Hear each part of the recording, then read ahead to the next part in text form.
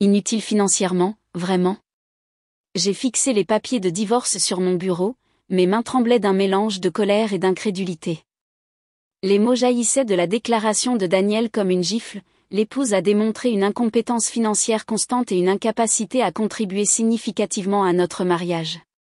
Je m'appelle Judith, à 30 ans, je n'aurais jamais pensé que mon mari, après 5 ans, me qualifierait d'inutile financièrement, surtout pas alors que j'étais dans les dernières étapes de la vente de ma start-up technologique à Palo Alto. L'ironie aurait été amusante si elle n'avait pas été aussi douloureuse. J'ai regardé à travers les murs de verre de mon bureau, observant Amanda, ma secrétaire, sourire narquoisement à quelque chose sur son téléphone.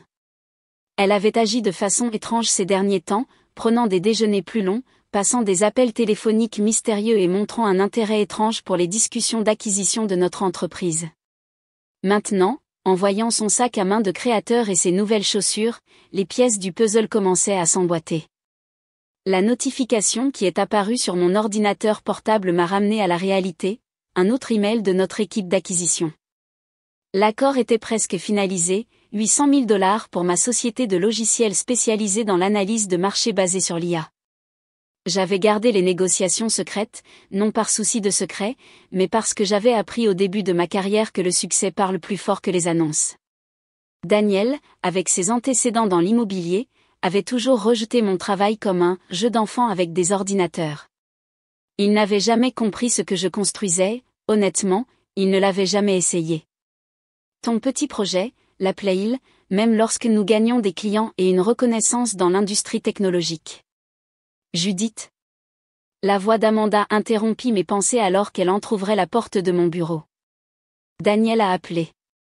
Il a dit qu'il enverrait quelqu'un chercher ses affaires ce week-end. Merci, Amanda, ai-je répondu, en gardant ma voix neutre. J'ai remarqué son sourire subtil lorsqu'elle s'est éloignée, son nouveau bracelet en diamant captant la lumière du soleil, du même style que celui que la mère de Daniel m'avait offert pour notre premier anniversaire. Je suis retournée à mon ordinateur portable, ouvrant le dossier sécurisé contenant toute la documentation de notre entreprise. La première chose demain, je révoquerai l'accès d'Amanda à nos systèmes, protocole standard pour un employé qui présente sa démission, ce qui, j'en étais sûre, arriverait à tout moment. Les documents finaux de divorce nécessitaient ma signature. Daniel voulait une séparation rapide et nette, citant des différends irréconciliables et mon incapacité financière supposée. Il ne savait pas que tandis qu'il planifiait sa sortie, je concluais le plus gros contrat de ma carrière. J'ai pris mon stylo, une étrange sensation de calme m'a envahi. Parfois, la meilleure réponse n'est pas une réponse du tout. C'est simplement laisser les gens révéler qui ils sont vraiment. 3 jours plus tard, j'étais assise en face de mes avocats dans leurs élégants bureaux du centre de Palo Alto, finalisant à la fois le divorce et les papiers de l'acquisition. Le moment était presque poétique, signant mon mariage raté d'une main et assurant l'avenir de mon entreprise de l'autre. Mademoiselle Kennedy, comprenez-vous qu'en ne contestant pas le divorce ou en ne révélant pas la vente imminente, Monsieur Harrison n'aura pas droit aux actifs de votre entreprise, a demandé Barbara, mon avocate spécialisée en droit des sociétés, en poussant ses lunettes sur son nez.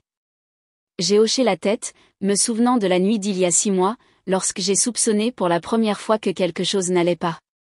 Daniel travaillait tard plus fréquemment, et Amanda avait commencé à poser des questions particulières sur les méthodes d'évaluation de notre entreprise et les contacts des investisseurs. J'avais engagé un enquêteur privé à l'époque, non par jalousie, mais pour protéger ma propriété intellectuelle. Les photos qu'ils ont fournies des déjeuners privés de Daniel et Amanda étaient presque secondaires à mes préoccupations concernant l'espionnage industriel possible. Je comprends parfaitement, ai-je répondu, en signant un autre document. Daniel a fait son choix, croyant que j'étais inutile financièrement, j'ai fait une pause, citant ces mots avec un léger sourire. Je ne vois aucune raison de corriger son hypothèse. L'équipe d'acquisition avait été explicite, confidentialité absolue jusqu'à la conclusion de l'accord. Même nos employés ne le savaient pas encore, même s'ils seraient agréablement surpris par les primes de fidélisation que j'avais négociées pour eux. Enfin, la plupart d'entre eux le seraient. Mon téléphone a vibré avec un SMS de mon vice-président de l'ingénierie, Amanda vient de démissionner, avec effet immédiat. Elle dit qu'elle recherche une nouvelle opportunité passionnante. Juste à temps, ai-je murmuré, me méritant un regard curieux de Barbara. Devrions-nous nous inquiéter, a-t-elle demandé. J'ai secoué la tête. Non, juste le départ attendu de quelqu'un qui croit avoir trouvé une meilleure opportunité. Je n'ai pas mentionné que j'avais déjà transféré tout son accès à un compte surveillé qui suivrait toute tentative d'accès à des informations confidentielles. Dans la technologie, on apprend à se préparer au départ avant qu'il n'arrive. Plus tard cet après-midi-là, j'ai entendu 2 développeurs discuter de la façon dont Amanda s'était vantée de sa brillante opportunité d'investissement, quelque chose sur des accords immobiliers exclusifs, qui doublerait l'argent des investisseurs en quelques mois. J'ai reconnu la brillance de l'avarice qui avait probablement attiré Daniel. Ils étaient parfaits l'un pour l'autre à cet égard, tous deux si désireux de s'enrichir rapidement qu'ils ne pouvaient pas voir la valeur de construire quelque chose de réel. Je suis retourné à mon ordinateur, ouvrant la liste de vérification finale de l'acquisition. Laissez-les poursuivre leur rêve d'argent facile. J'avais une entreprise à vendre et un avenir à construire. L'accord d'acquisition a été conclu un jeudi après-midi. Alors que j'étais debout dans la cuisine de notre bureau, observant mon équipe célébrer avec du champagne et voyant leurs visages s'illuminer pendant que j'annonçais leur prime de fidélisation, j'ai ressenti un profond sentiment d'accomplissement, non seulement pour la vente, mais pour avoir construit quelque chose de réel, quelque chose de précieux. Judith, a crié Michael, notre développeur principal, en levant sa coupe. À la meilleure patronne, qui n'a jamais mentionné qu'elle était secrètement une génie millionnaire. La salle a éclaté de rires et d'applaudissements. J'ai souri, en pensant à la différence entre cela et le rêve de richesse rapide de Daniel. Il avait toujours parlé de s'enrichir grâce à un stratagème intelligent ou à un tuyau, sans jamais comprendre que le véritable succès provenait généralement d'années de travail minutieux. Mon téléphone a vibré avec un message de Barbara, divorce finalisé. Harrison n'a contesté aucun terme. Félicitations, vous êtes officiellement célibataire et considérablement plus riche. J'étais sur le point de répondre lorsque Tyler de la comptabilité s'est approché précipitamment, le visage rouge d'une émotion qui n'avait rien à voir avec le champagne. Judith, vous n'allez pas croire ce que je viens d'entendre, a-t-il murmuré. Mon ami à First Bay Bank dit que Daniel vient de contracter un prêt massif sur ses propriétés immobilières. Il liquide tout pour investir dans une opportunité exclusive. Tyler a fait des guillemets dans les airs avec ses doigts. Apparemment, Amanda l'a convaincue qu'elle avait des informations privilégiées sur les algorithmes de négociation brevetés de notre entreprise. J'ai gardé mon expression neutre, même en traitant cette information. Amanda n'avait jamais eu accès à notre véritable technologie d'IA, ce qu'elle avait vu n'était que l'interface utilisateur que nous montrions aux clients. Mais bien sûr, elle ne le dirait pas à Daniel. C'est intéressant, ai-je répondu calmement, en prenant une gorgée de champagne. Je suis sûr qu'ils savent ce qu'ils font. Plus tard ce soir-là, en rangeant mon bureau, j'ai trouvé une vieille photo de Daniel et moi à une fête de Noël de l'entreprise. Il regardait son téléphone, comme d'habitude, tandis que je discutais d'un nouveau projet avec nos développeurs. Cela semblait approprié maintenant. Il n'avait jamais été vraiment présent dans mon monde, cherchant toujours quelque chose de mieux, quelque chose de plus rapide. J'ai laissé tomber la photo dans la poubelle et j'ai pris mon ordinateur portable. Demain, nous commencerions le processus d'intégration avec notre entreprise acquéreuse. J'avais un contrat de 3 ans pour continuer à diriger mon équipe, développant encore plus notre technologie avec les ressources d'une importante entreprise de technologie derrière nous. En marchant vers ma voiture, j'ai vu un SMS de mon ancien enquêteur privé, j'ai pensé que vous voudriez le savoir. A aidé viennent d'acheter des billets aller simples pour les îles Caïmans. Voyageurs seuls. Je n'ai pas répondu. Au lieu de cela, j'ai éteint mon téléphone et j'ai conduit chez moi dans mon nouveau condo dans les collines, où j'ai pris un verre de vin sur le balcon, en observant le coucher de soleil sur la Silicon Valley.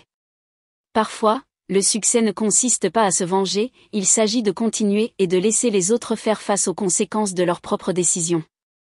2 mois après l'acquisition, j'étais plongé dans des réunions sur l'expansion de notre plateforme d'IA lorsque les premiers signes de la chute de Daniel et Amanda ont commencé à apparaître.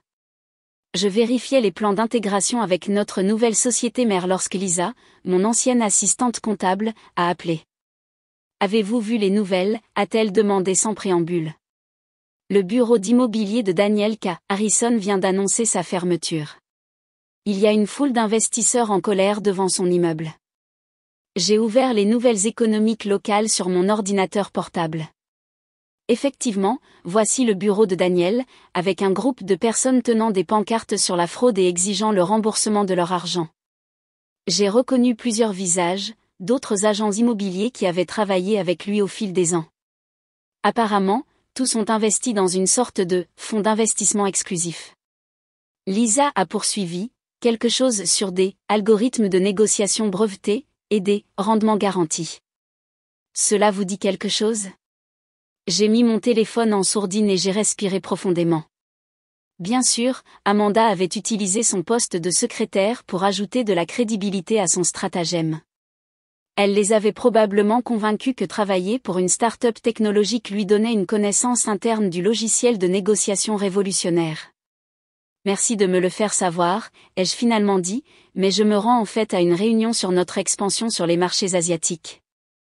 Après avoir raccroché, j'ai repris mon travail réel.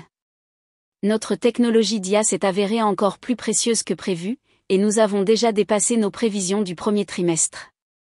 J'avais la responsabilité envers mon équipe et nos investisseurs de rester concentrés sur les opportunités réelles, et non sur le drame de mon passé. Mais la situation avec Daniel et Amanda était impossible à ignorer complètement. Au cours des jours suivants, d'autres détails ont émergé. Ils avaient convaincu non seulement les collègues de Daniel, mais aussi plusieurs de ses clients riches d'investir dans leurs fonds exclusifs. La promesse d'algorithmes de négociation brevetés, prétendument basés sur des informations privilégiées de leur connexion avec mon entreprise, avait été trop tentante pour y résister. Madame Harrison ? Une voix a interrompu mes pensées. J'ai levé les yeux pour voir un détective debout à la porte de mon bureau. C'est maintenant Mademoiselle Kennedy, l'ai-je corrigé. Comment puis-je vous aider ? Nous enquêtons sur une possible fraude sur investissement impliquant Amanda Martinez et Daniel Harrison. Nous comprenons que Mademoiselle Martinez travaillait ici. J'ai hoché la tête, ouvrant le dossier professionnel d'Amanda sur mon ordinateur. Elle a été ma secrétaire pendant 2 ans. Son accès était limité aux fonctions administratives de base. Elle n'a eu aucune implication avec notre technologie brevetée.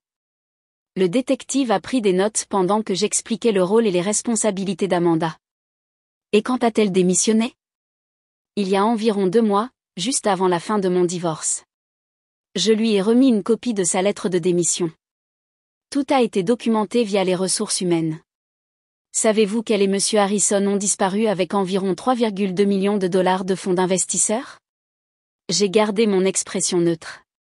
Non, mais cela ne me surprend pas. Amanda était très intéressée par les discussions d'acquisition de notre entreprise, même si elle n'a jamais eu accès à aucune information confidentielle. Je suppose qu'elle a utilisé cette connexion perçue pour ajouter de la crédibilité à tout stratagème qu'il mettait en œuvre. Le détective m'a regardé avec curiosité. Vous semblez très calme à ce sujet. J'ai désigné le bureau bondé au-delà de mes murs de verre, où mon équipe travaillait sur de véritables innovations. Je dirige une entreprise technologique légitime qui vient d'être vendue 800 000 $ et qui est en pleine expansion à l'échelle mondiale. Je n'ai pas le temps de m'inquiéter des personnes qui ont choisi de croire au stratagème pour s'enrichir rapidement. Les semaines suivantes ont apporté un déluge de révélations. Pendant mon café du matin dans mon café préféré de Palo Alto, j'ai entendu 2 anciens collègues de Daniel discuter de leurs pertes. Il a tout pris, mes économies pour la retraite, le fonds universitaire de mes enfants, a dit un homme d'une voix rauque. Amanda nous a montré tous ces faux rapports de négociation, elle a dit que nous obtenions un rendement de 40% par mois. Comment avons-nous pu être aussi stupides ? Son collègue a répondu, juste parce qu'elle travaillait dans une entreprise de technologie, nous avons pensé. En silence, j'ai payé mon café et je suis parti. De retour au bureau, j'avais des choses plus importantes sur lesquelles me concentrer. Notre plateforme d'IA se développait plus vite que prévu, et j'interviewais des clients potentiels pour notre nouveau bureau de Singapour, un véritable succès basé sur une véritable innovation. Cet après-midi-là, Barbara a appelé avec une mise à jour. Le FBI est impliqué maintenant, a-t-elle dit. Apparemment, Amanda et Daniel ont créé des sociétés écrans dans 7 États différents. Ils estiment les pertes totales à environ 5 millions de $.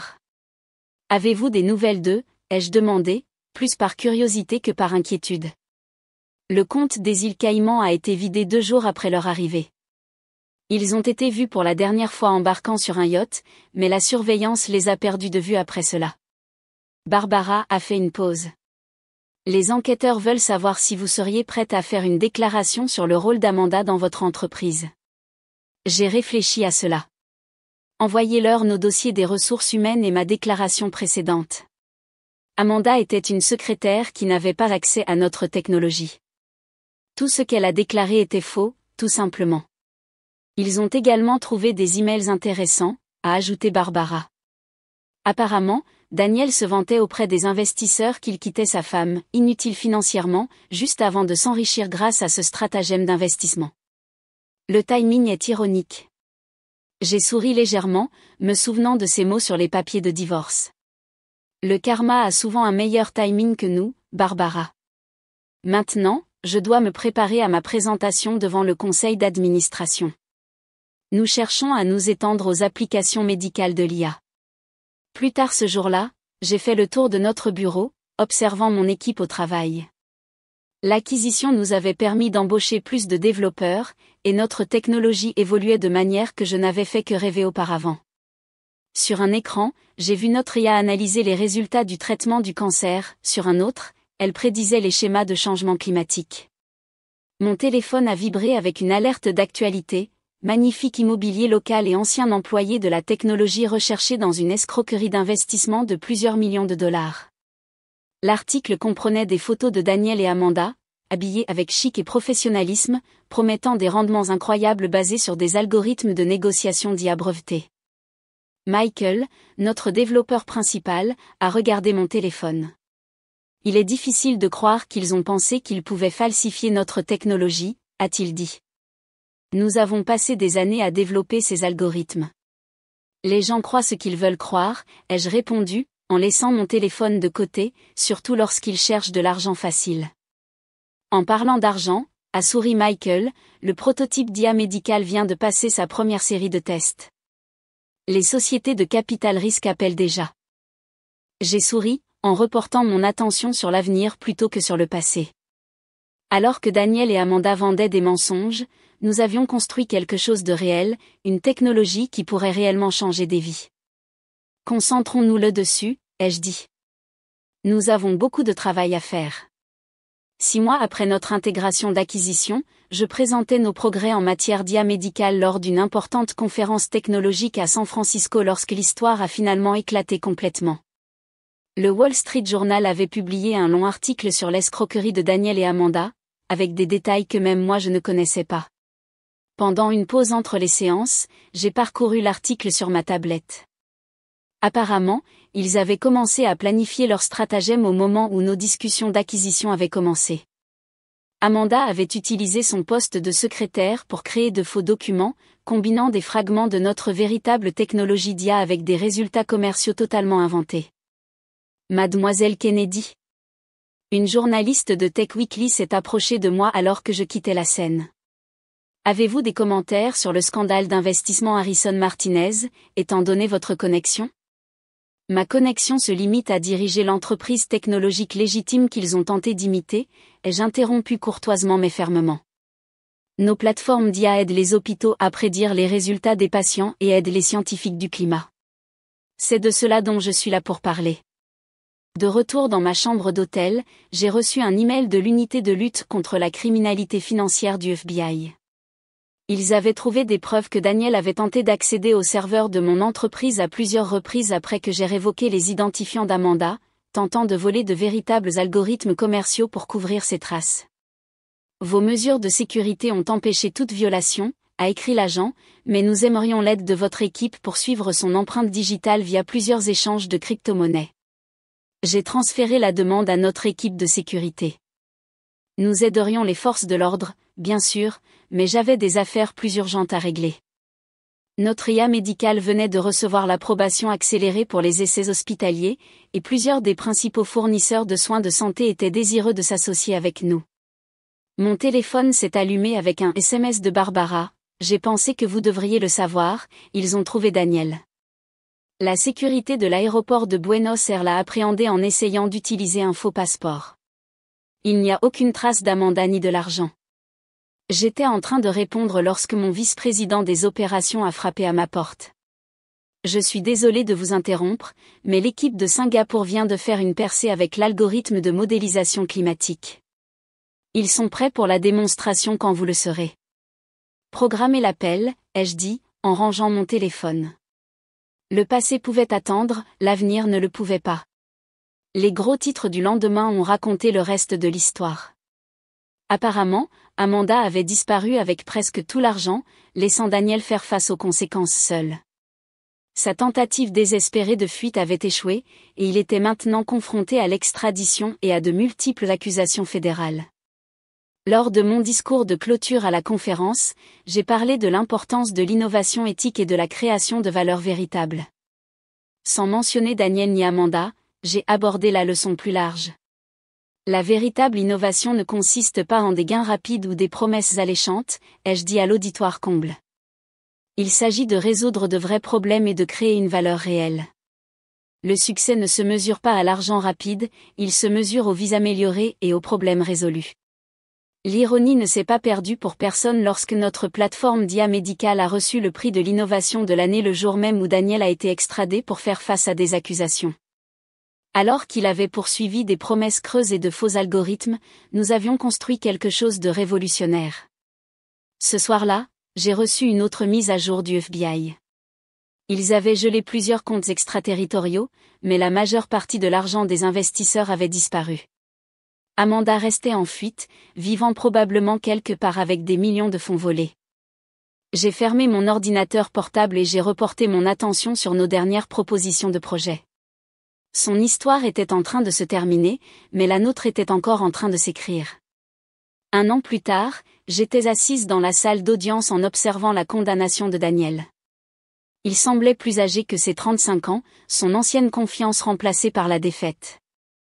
Le juge a été impitoyable dans son évaluation de ses crimes.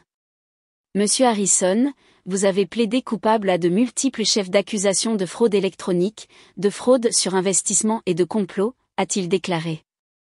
Votre participation volontaire à ce stratagème a détruit des vies et des économies pour la retraite. Le tribunal vous condamne à 12 ans de prison fédérale. Je ne suis pas resté pour le voir être escorté. J'avais une réunion du conseil d'administration à laquelle assister où nous discuterions du lancement de notre système médical d'IA dans 50 hôpitaux supplémentaires. Notre technologie avait déjà contribué à améliorer les résultats des patients de 40%, et la division de modélisation climatique faisait des progrès notables dans la prédiction des phénomènes météorologiques extrêmes. Les médias ont surnommé notre histoire, le conte de 2 chemins, contrastant mon succès légitime avec la fraude de Daniel et Amanda. Alors qu'ils avaient vendu des mensonges et volé des rêves, nous avions construit quelque chose qui changeait réellement le monde. Amanda était toujours disparue, vivant probablement quelque part avec les millions volés. Interpol avait sa trace à Dubaï, puis à Singapour, mais la piste s'était refroidie.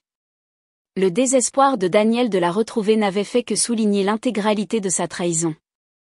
Alors que je conduisais vers notre siège à Palo Alto, j'ai pensé à la façon dont les choses auraient pu être différentes si Daniel s'était vraiment donné la peine de comprendre ce que je construisais au lieu de le rejeter comme inutile financièrement. Mais, encore une fois, les personnes qui poursuivent des richesses rapides reconnaissent rarement la valeur réelle lorsqu'elles la voient. 2 semaines après la condamnation de Daniel, on m'a demandé de prononcer le discours de remise des diplômes à la School of Engineering de Stanford. En regardant la mer de visages anxieux, j'ai vu le même élan et la même détermination qui m'avaient poussé à construire quelque chose de significatif. Le succès ne consiste pas à trouver des raccourcis, leur ai-je dit. Il s'agit de créer une valeur réelle. Le monde est plein de personnes qui cherchent des victoires rapides et de l'argent facile, mais la véritable innovation provient de la persévérance, de l'intégrité et du courage de construire quelque chose de véritable. Après la cérémonie, une jeune femme s'est approchée de moi, tenant son diplôme. « J'ai lu ce qui s'est passé avec votre ex-mari et votre ex-secrétaire », a-t-elle dit. Cela doit être satisfaisant de les voir obtenir ce qu'ils méritaient. J'y ai réfléchi un instant. En réalité, j'étais trop occupée à construire quelque chose de réel pour me concentrer sur leur chute. Ils ont choisi leur chemin, tout comme j'ai choisi le mien. Ce soir-là, j'ai reçu un email de notre équipe de Singapour. Notre IA de modélisation climatique venait d'aider une petite nation insulaire à évacuer avec succès avant un typhon dévastateur.